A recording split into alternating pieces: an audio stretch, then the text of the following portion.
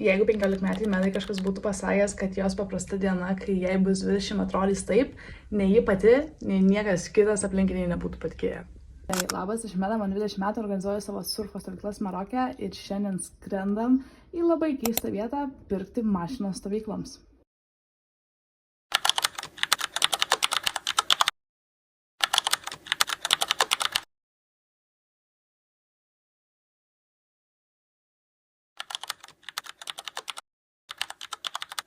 Kadangi atskridom anksti ryte, ėjom pavalgyti pusryčių kainavo tik 4 eurus, o po pusryčių iškart ėjom susitikti su mašinos pardavėjais ir čia jau vaikinai kibo į darbus apžiūrinėti mašiną, nes aš blondinė nieko apie jas nenusimanau.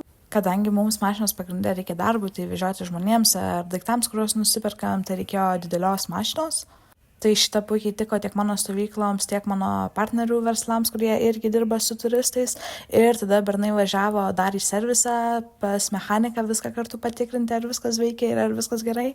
Ir viską apžiūrėjo pas mechanikus, sutvarkė visus dokumentus, gavę visus leidimus, leidomės į kelią, kuris buvo 2000 km, važiavom atgal namo į Agadyrą.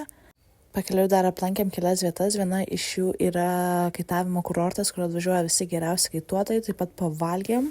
Dar vis negaliu patikėti kainom čia, Austrijas kainuoja 30 centų, o šita visa lėkštė, kurios užteko 4 žuvies, kainavo tik 10 eurų.